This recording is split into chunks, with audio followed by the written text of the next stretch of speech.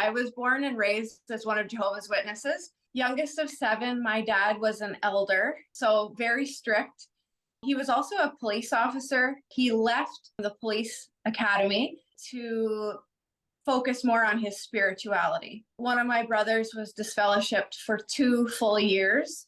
Another of my brothers, 10 years, he was disfellowshipped. Disfellowshipping is when you've done a sin, like maybe you committed adultery or fornication or drugs or something along those lines.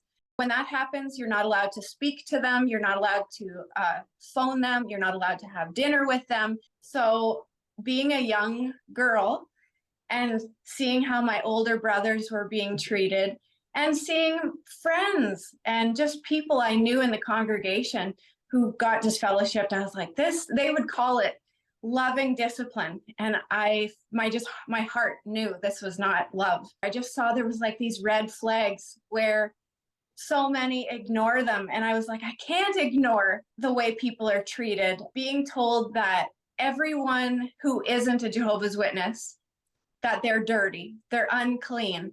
And if you're to associate with them, you might become dirty too. I loved fitness, so I'm very high energy. I've always loved exercise and dance and weightlifting. And so in my 30s, after having our 3 daughters, I started to work out and I started to get stronger and healthier. And I became a fitness trainer. Within a couple of years, we opened our own gym as a family. And at the same time, we're still getting to all our meetings, Tuesday evening, Thursday evening, Sunday morning, Saturday service. So it was very busy, but we were still keeping all that up, as well as what we love to do, which was the gym. And we were fitness trainers. And the elders didn't like this passion. So they would try and knock you down, right? And just say, exercise is only beneficial for little. You got to focus on your spirituality. Then when social media started, Instagram and Facebook, I joined those and I was posting motivational quotes and pictures, strong pictures. I never set out to post anything that was too sexy because I knew what would happen. Then they started coming after me, the elders again, and they would want to have these elders meetings where they bring you into a back room and there's 2 elders and they pretty much interrogate you. It feels like, you're being investigated, and they want to try and get you to change your ways. And they tried to go after my husband and say, why aren't you controlling her? They even told my husband that he should take my social media away. And once they realized that they couldn't control me and they couldn't control my husband, they immediately turned on him. And they started saying, your hair is too short. They said his pants were too tight. They wanted us to change. And I guess we weren't making enough changes for them. One evening, we walked into our Kingdom Hall and we sit down and we have our 3 daughters with us. A man gets up on the platform, an elder, and he says, tonight we're going to discuss someone in our congregation who is putting fitness ahead of God. They're referring to me. So they don't use your specific name, but they list everything about you. So this is called a public marking talk or a public reproval, public shaming, any one of these. And he told the congregation that I was bad association, I was a bad example, that I dressed immodestly. He just ended it saying that they should not associate with me anymore. We stopped going in service, and I hoped that was going to be the end of it. I needed a fresh start. And we flew to Oahu. We had rented a home that we'd never seen before. We'd never even been to this part of the island. We drive up to this place, very unknown. And oh my goodness, it's amazing. And the view is overlooking the ocean. We were always told growing up that, if you're good enough and you do everything right, you'll make your way to paradise. You'll earn your way there. And I said to my family, I think we just made it to paradise. And the hardest part is I couldn't tell my mom and dad. I couldn't share that with them. That's all I wanted to do was like, get them to fly there and enjoy it and see it and be like, paradise is right here. You don't have to die for it. Jehovah's Witnesses do not celebrate any of the Hallmark holidays. So Christmas, birthdays, Halloween, Thanksgiving, Valentine's, Mother's Day, Father's Day, none of that is allowed to be celebrated. So we went and bought a tiny tree and put it next to our fireplace. We bought a few little decorative balls, and we didn't think anybody was going to find out about it. But one of my daughters, she took a picture and posted it to her Instagram. Well, my mother saw this photo and immediately texted myself and my older daughter. And she then said, don't ever call, visit, or text ever again. That was the last time I heard from my parents. I woke up one morning early, like 6 a.m., and I had a text from my brother, and he said, Mom passed away. I wanted to go back because I knew that she was not well and with her cancer. But I was told that she didn't want us there.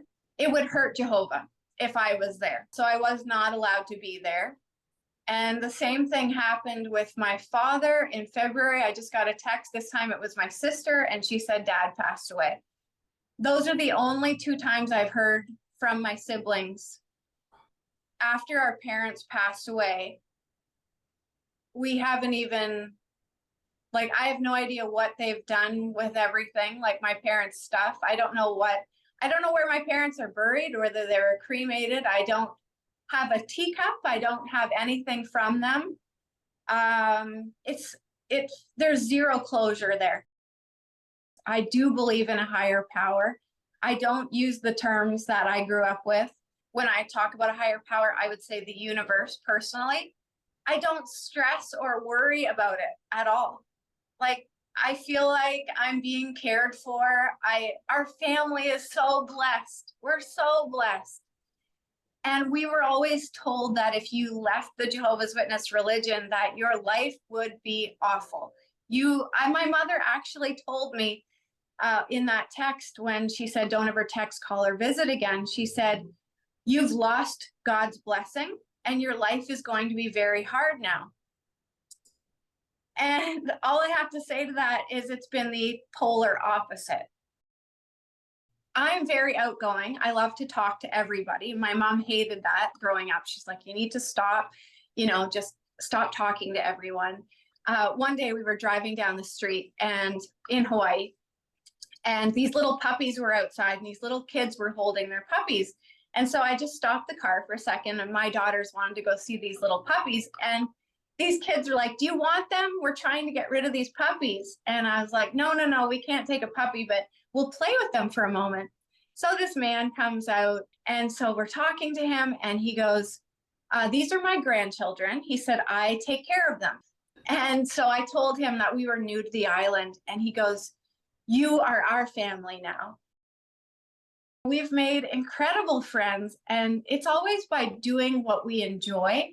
And then you meet other people who have the same interests, whether it's at the fitness studio or doing yoga or at the sunset, that's where we've made great connections. And no matter where we are, we've kept those connections up thanks to social media.